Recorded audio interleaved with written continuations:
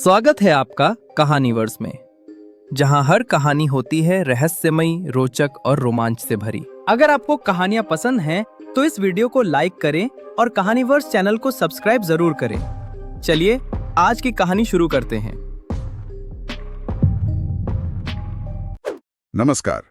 आज हम एक बड़ी दिलचस्प कहानी के एक हिस्से पर बात करने वाले हैं। नाम है कोड इक्लिप्स, रहस्यमयी पोर्टल का दरवाजा। ये कहानी है दिल्ली की एक पुरानी, थोड़ी वीरान सी हवेली, राजबाड़ी हवेली, और उसके एक सीक्रेट दरवाजे के बारे में। कहते हैं कि वो दरवाजा किसी दूसरी ही दुनिया में खुलता है। कहानी का जो मुख्य किरदार है आरव, वो एक 28 साल का सॉफ्टवेयर इंजीनियर है। टेक में इंटरेस्ट है, पुरानी चीजों में भी। उसे पता चलता है एक पुरानी मिस्टीरियस फाइल के बारे में, कोड इक्लिप्स, और माना यह जाता है कि इस फाइल में उस हवेली के छिपे दरवाजे का कोड है। कहानी की शुरुआत ही एक सवाल से होती है, क्या कोई सपना हकीकत से ज्यादा सच्चा हो सकता है? अजीब सवाल है ना? पर यही आरव को खींचता है। चलिए जरा देखते हैं क्या होता है आगे। तो आरव लग जाता है इस फाइल को डिकोड करने में। मतलब एक सॉफ्टवेयर इंजीनियर है तो कोडिंग वगैरह तो उसका काम ही है। काफी हफ्ते लगते हैं और फिर एक चंद्र ग्रहण की रात वो फाइल खुल जाती है। लेकिन स्क्रीन पर कोई कॉम्प्लेक्स कोड नहीं आता, सिर्फ एक लाइन लिखी होती है, The door opens when shadow meets silence। मतलब दरवाजा तब खुलेगा जब परछाई और खामोशी मिलेंगे। ये क्या बात हुई?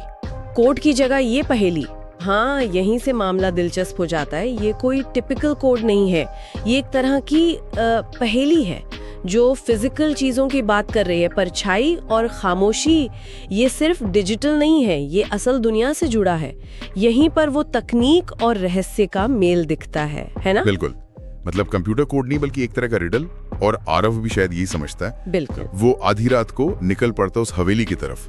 सोचिए, वीरान हवेली, आधी रात। बिल्कुल। अंदर पहुंचता है तो दीवारों पर अजीब से निशान, कुछ कोड्स जैसे दिखते हैं, और एक कमरा है जो बिल्कुल खाली है। बस एक चीज अजीब है, हर 10 मिनट में एक परछाई दीवार के खास हिस्से से गुजरती है, रेगुलर इंटरवल पर। अच्छा। अब आरव ने यहाँ थोड़ा स्मार्ट काम किया।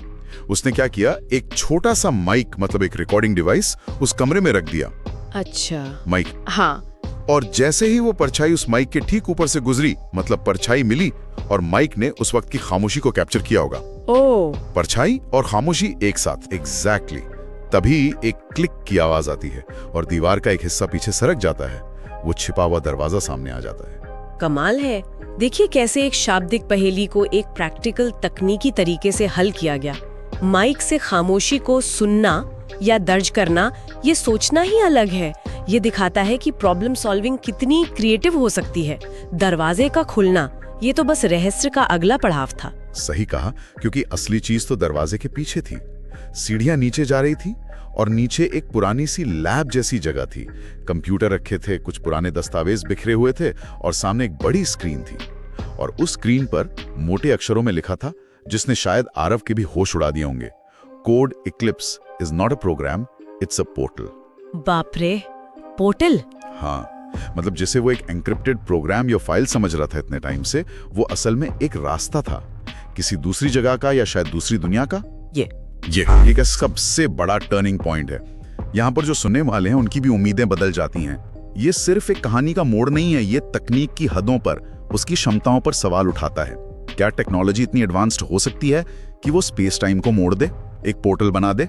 और अगर बना सकती है तो उसका मकसद क्या होगा? कौन था इसके पीछे? ये सवाल उठते हैं। पर कहानियां खत्म नहीं होती। जैसे ही आरव उस स्क्रीन के पास जाता है, उसे समझने की कोशिश करता है, एक रोबोट जैसी मशीनी आवाज गूंजती है। क्या कहती है वो आवाज? आवाज कहती है, enter your soul to proceed. मतलब आगे बढ़ने के लिए अपनी आत्मा दर्ज करे। आत्मा, सोल। एक मशीन या एक पोर्टल आत्मा मांग रहा है? ये तो बहुत ही मेटाफिजिकल सा हो गया। हाँ, रोंगटे खड़े करने वाली बात है। और इसके तुरंत बाद एक तेज रोशनी फैलती है, कमरे में हवा का दबाव बढ़ जाता है और फिर सब शांत। आरव वहाँ नहीं होता, गायब। गायब? कहाँ गया वो? पता नहीं। कहानी के आखिर में आरव का कोई सुराग नहीं मिलता। कुछ लोग कहते हैं कि वो पोर्टल के दूसरी तरफ चला गया और शायद वहीं फंस गया। और कुछ मानते हैं कि शायद उसने किसी तरह उस पोर्टल को बंद कर दिया हो, दुनिया को बचाने के लिए। लेकिन कोई पक्के तौर पर नहीं जानता। लेकिन एक बात और है ना जो कहानी में कही गई है, वो चंद्र ग्रहण वाली बात। हाँ बिल्कुल, कहा जाता है कि हर चंद्र ग्रहण पर आज भी उस हवेली की दीवारें हल्की सी हिलती हैं, जैसे वो दरवाजा फिर से खुलने की कोशिश कर रहा हो।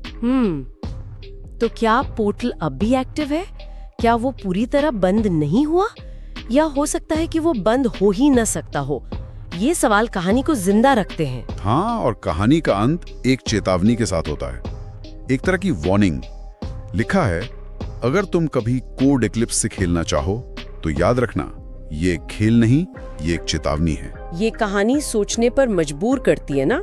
जब तकनीक इतनी आगे बढ़ जाए कि वो आत्मा जैसी गैर भौतिक चीज की मांग करने लगे, तो उसका अर्थ क्या है? आरव ने आगे बढ़ने के लिए असल में क्या कीमत चुकाई होगी? क्या उस पोर्टल को पार करना वाकई कोई उपलब्धि थी या एक जाल? ये सवाल दिमाग में घूमते रहते हैं।